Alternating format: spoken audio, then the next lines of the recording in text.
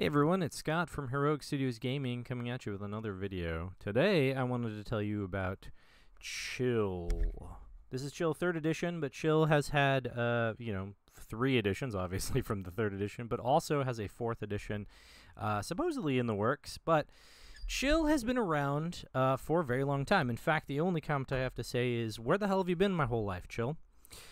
It originally came out in 1984, was published by Pacesetter Games, and at that time, which is the year that I was born, at that time it was in a box set, just like every other thing that kind of came out at the same time. Like, it was 2 years behind Call of Cthulhu, which first edition, which was also a box set, and about 4 years ahead of Shadowrun, which I don't think was actually in a box set, but Cyberpunk, which came out in '89, was in a box set. So it was kind of typical. At that time, the beginner box or D&D Basic beginner box was out. So it's kind of like that. It was like typical for companies to make box sets for games, and this was one of them. So Chill came out in 1984 by Pacesetter Games and was kind of like the thing they made. I mean, they also made Star Ace and Time Master and Sandman, I think. Before they shut down in 1985. They kind of went out of business. And so that's what happened to them. But then it was picked up by Chill, was picked up by Mayfair Games, which is a relatively bigger company. Mayfair Games was eventually bought out, but Mayfair Games' real claim to fame was the Settlers of Catan, that board game that you may know. But it wasn't popular for Mayfair Games. It wasn't actually popular until they got bought out, and then it sort of became popular. And now we know it is like one of the biggest games ever made. But Chill was one of Mayfair Games' acquisitions from Pacesetter, and then they ran with it for a little while until eventually, like I think 2 or so years after that, they kind of dropped it. It wasn't really doing so well. They bought it, and so Chill's 2nd edition came out in '91, and then it kind of went for a few years, and then they dropped it. And then in 2012-ish or so, they sold the rights over to Martin Caron, who's just a guy in Quebec who was like, I like this. This is cool. What are you guys doing with the IP? And they said, well, nothing. So he bought it from them. And he teamed up with Growling Door Games, which you may know if you follow the World of Darkness stuff and White Wolf Publishing. Growling Door Games was the same guys that did some of the werewolf stuff. But they had their own controversies, and they closed their doors in like 2014 or 2015. And so it was kind of in limbo for a few years before Salt Circle Games decided to team up with Martin Caron, and they've been working on 4th edition since like 2018. But in 2015, right about the time that the company kind of went under, they did a Kickstarter for 3rd edition, and that's where this comes from, the 3rd edition. And so we got the 3rd edition of Chill right before the company kind of went under, and like from their own problems, and now we have Chill 3rd edition. So the thing about Chill is that it is very cool. It is very cool, and the best way to describe it as a reference point for anyone who is like, what is this game? It's a horror game, and it's essentially what would be modern Call of Cthulhu, right? Sort of a mix between Call of Cthulhu and Delta Green. And I say that because in this game, you are people, regular people, like librarians and Uber drivers and things like that. And it takes place in the modern day, so we do get to pull from those modern day jobs like Uber driver. But it takes place in the modern day, and you have these regular jobs, but you're all part of a secret society called SAVE, or the Societas Argenti Via Eternitata, or the Eternal Society of the Silver Way.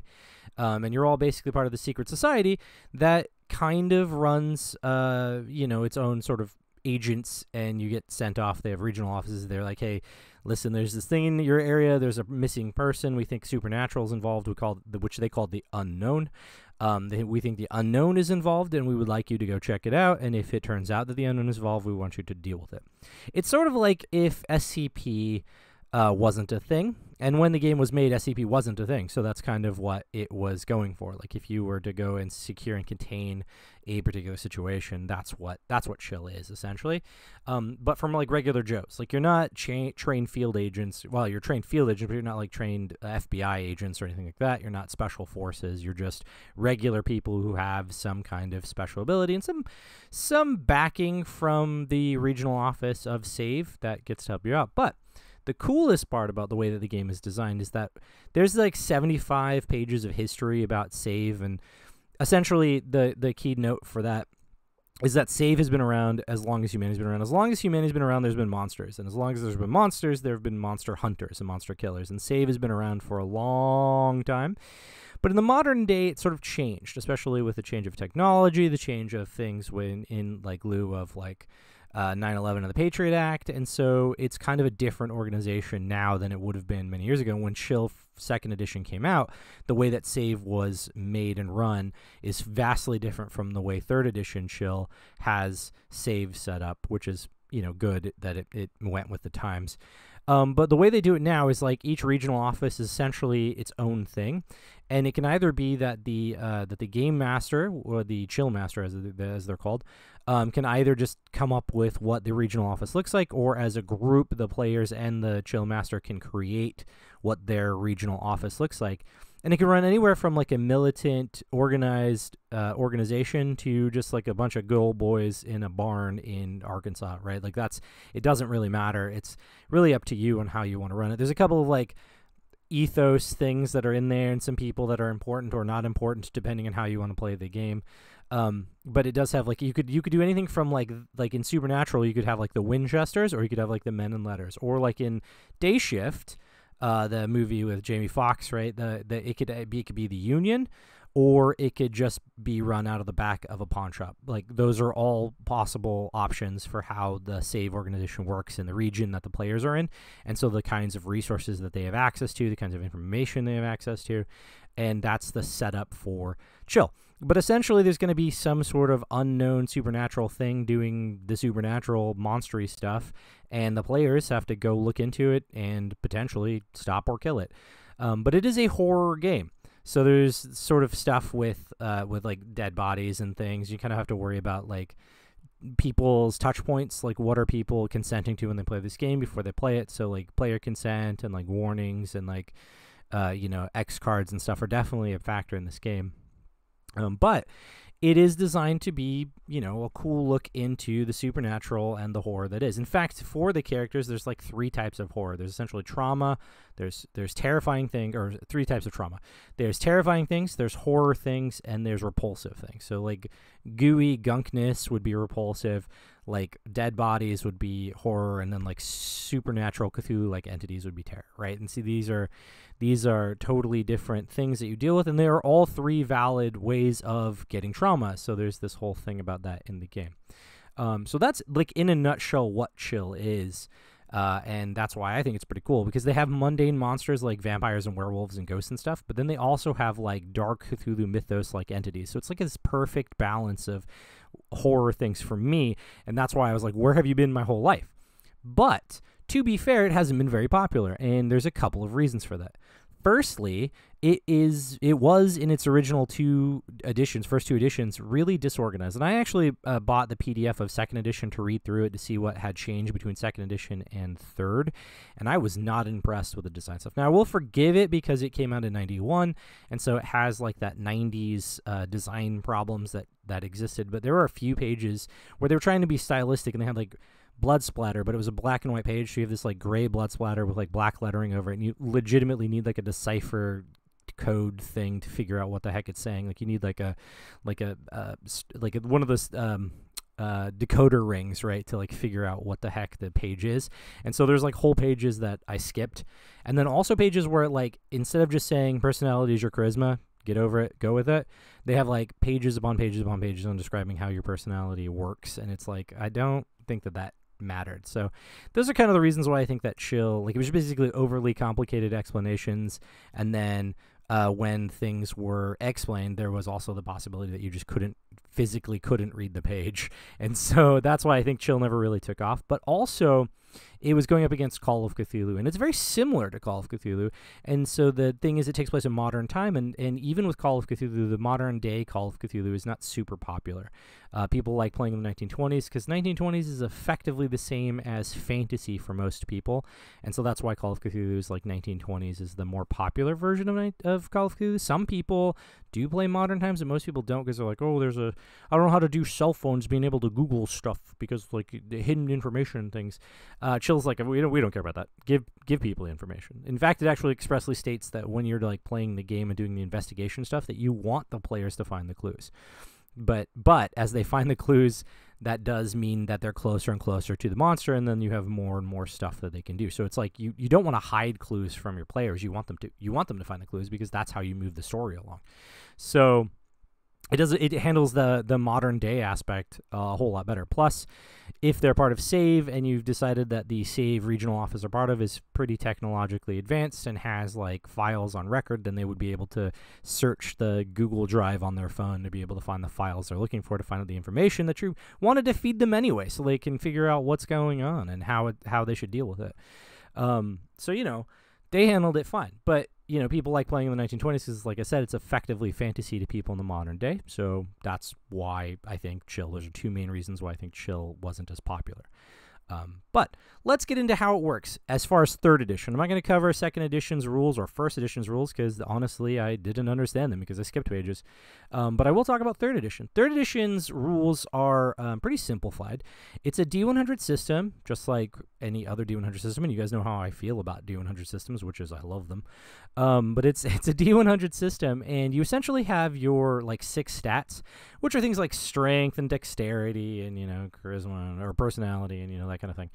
You have your 6 stats, and then you have 4 derived stats. You have 3 that are major, and then 1 is your perception of the unknown. But the 3 that you have are stamina, willpower, and reflexes. And reflexes is used for dodging things. But the other 2, stamina and willpower, are used for not just resisting the damage that you take. Like you would roll, if somebody were to stab you, you'd make a stamina roll to see if you can reduce the damage that you took from it. Or like if something was trying to scare you, you make a willpower roll to see if you can reduce the damage that the thing did to your willpower. But those also work as your health points, essentially. Your stamina being your physical health points and your willpower being your mental health points. And so when things scare you, you will take these trauma points, right? And it'll effectively reduce your stat down. And as it reduces your stat down because of the damage you taken, whether it's like a minor damage of like -5 or like a major of like -15 or whatever the damage is, and that's how the damage works. Like you check a box, it's like I've taken a minor wound and a major wound and a serious wound, like that kind of thing. As you check those off, those minus from that number, so it just reduces your ability to resist further damage, which is actually very clever, which is something I really like about the game, because that means that as things happen to the players, they continue to get worse and worse at resisting them, so ramping up the tension as your character is slowly becoming easier to kill, essentially. But then also they have to try to use those powers, or they have to use their abilities to beat the bad guys in the end, and some of those draw from their willpower and from their stamina, so they're like getting weaker and worse. And so there's this ramping, like, oh no, are we gonna actually make it through this adventure kind of thing. So I thought that was very clever, to use that pool for the stuff that you do, but also as your damage. That was a very clever system, which I've seen in other games, but it was very clever to see it here in this game because it made sense for like the mental trauma thing to me. But then I was like, but they use the same system for physical trauma, so good job. Like, make it all just streamlined and make sense. So that was very clever. But it's D100 system, and it's a roll under system, so you want to roll under the stat that you have. But also, if you roll better, like if you roll lower, the lower you roll, the better off you are. If you get your target number of whatever your stat or skill like modifiers, because sometimes if like you have skills, and if you're trained in the skill, then you get to just use your stat number. If you're not trained, you get half your stat number, which is kind of a clever way to do that, like proficient versus not proficient. But then they also have ways of becoming like trained in the skills, and as you train in the skills, it ups your number. Like a beginner is +5 or +15, yes, +15, and like a master is +50, right? So if your stat is like 60 and you're mastered in the skill, then you actually have 110. So you will succeed every time you do it, which tracks. If you are a master in the thing, you should be able to succeed every time you do the thing. The question then becomes, did you get like a better degree of success? And there's really only 2 degrees of success. There's success, there's low success, which is anything between the target number you have and half of that number. So if your number was 75, then you'd have 37 would be the half number. So anything between 75 and 37 would count as a low success. And then anything below 37, So 36 and below would be a high success, and those change up like that to be like a greater success, so a 2 degrees of success or whatever, and that changes up how well you do the thing. But then they also use the critical system of doubles. If you fail, like if you get over your number and you doubled, that's called a botch, where you critically failed, right? And if you got below your stat number and got a double, then you critically succeeded. That's how it works. I think it's called like a colossal success or something like that. So you have these degrees of success that sort of work themselves into the system built in.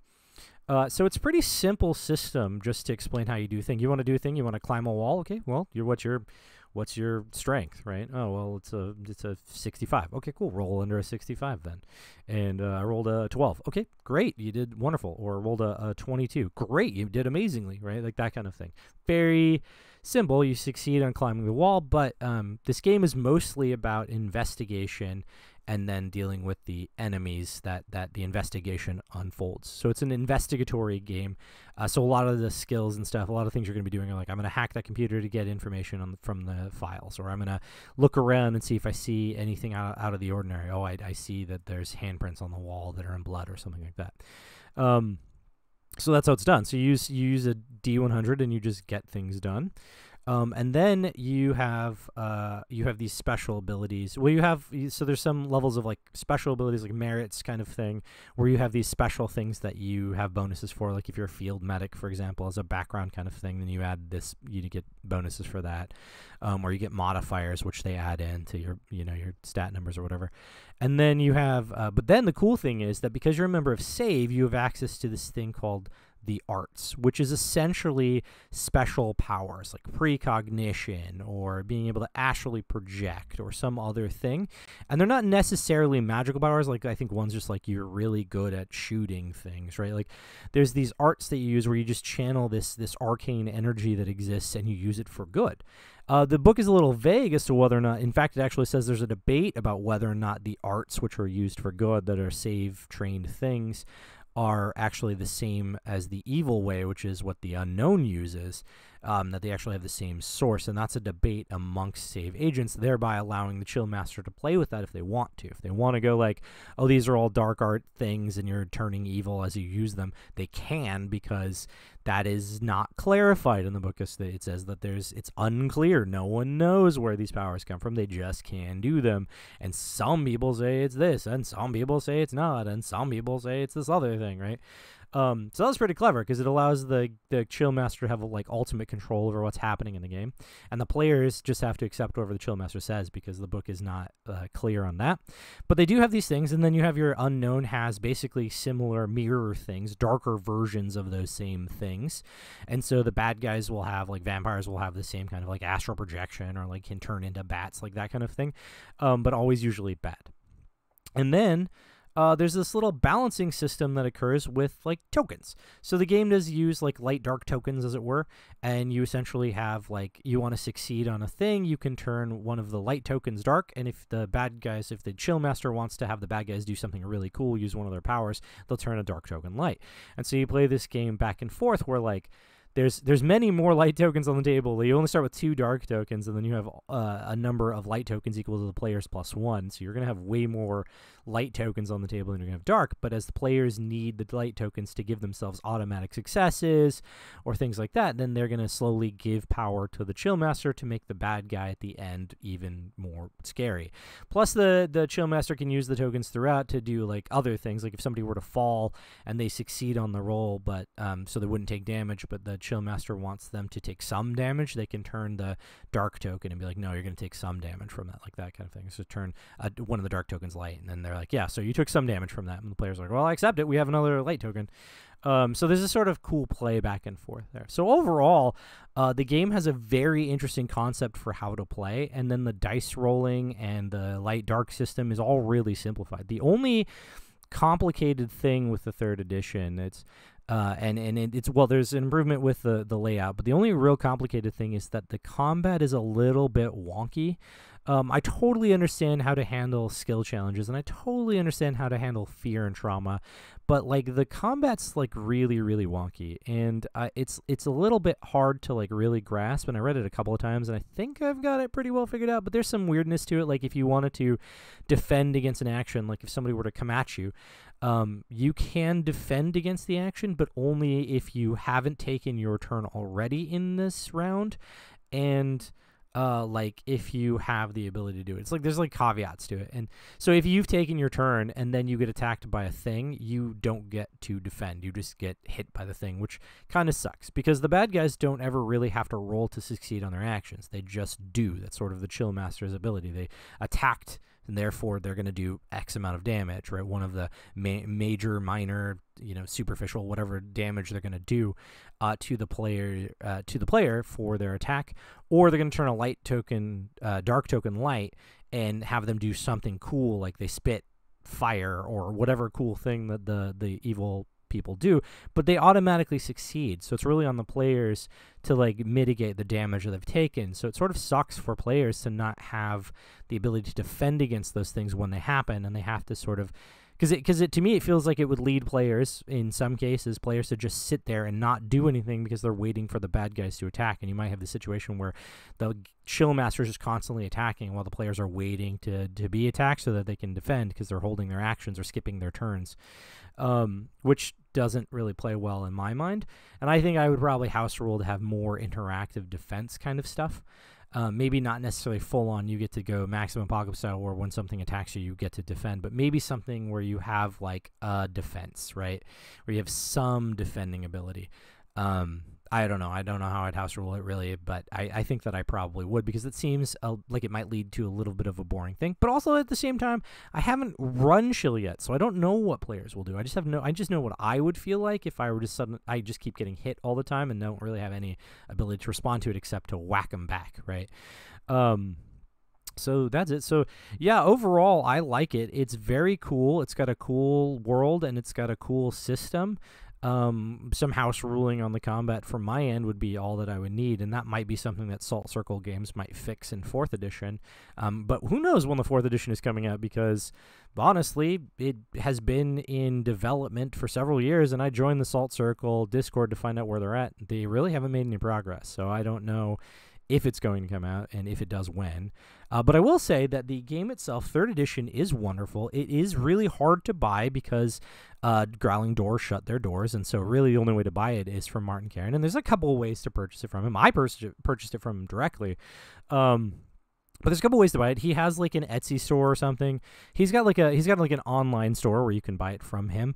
You can also message Chill 3rd edition on Facebook, and it gets you Martin, and so Mr. Caron, and you can message him, and then that's kind of what I did. I talked to him, and then I was like, oh, you have a website, so I can purchase it from you. And then the other way is that you can actually purchase it through DriveThruRPG. You can do one of the print on demand sort of things, but it's like really expensive. It's like $80 or something for the book. I bought it from him for $40 when I bought it from him directly. So if you can, I would try to do that, because $80 is a bit much. The book, it's good quality, but at the same time, like, I don't know if anything made by DriveThruRPG's print on demand is worth $80. I have the Hunter the Reckoning, or Hunter the Vigil 2nd edition book that I bought through that, and I feel like it was overcharged for the quality of the print, so I don't know, but that's my opinion. That's my opinion, and that's all it is. I'm not really giving that, but otherwise, I give Chill 2 thumbs up. Do recommend it. I have a game that I am going to run for it. I am running a Lair of the Krampus in Chill 3rd edition here sometime in December, I think is where we've set it up for with Holidhaven Studios. So we'll see. We'll see how it plays out. And we'll see what people think. But I am also, like, right now, I am sort of not, I have this problem. I'm doing Hunter the Reckoning, and so I'm not sure I'm going to be able to play a lot of Chill, but I can absolutely see why Chill comes up a few times every now and then, because it is actually a pretty solid game. But I do plan on running it, and I do plan on using it, and I will probably not use it as like a replacement for Call of Cthulhu, because I will always love Call of Cthulhu, but I might But I will definitely, like, Hunter the Vigil 2nd edition is probably just going to end up in the back of my shelf now, because I have Hunter the Reckoning if I want to play in the Hunter world, and then I've got Chill if I want to do, like, cool horror games where I can do a little bit more than, like, the Vampire the Masquerade kind of stuff will let me do. So I think that's probably what's going to happen. It's going to be Call of Cthulhu and Chill are going to be like my 2 horror games, aside from Mothership, which is the future in space, right? So I've got these different levels. So I'll have like Call of Cthulhu for 1920s, Chill for like modern day kind of secret society kind of federal agent thing, and then a Mothership for like space horror. So that's it for me. That's everything I got to say for you guys. I hope you like to play Chill sometime, because I will probably bring it up at some point. But otherwise, I hope you have a good day. I hope you have good gaming, and I will see you later.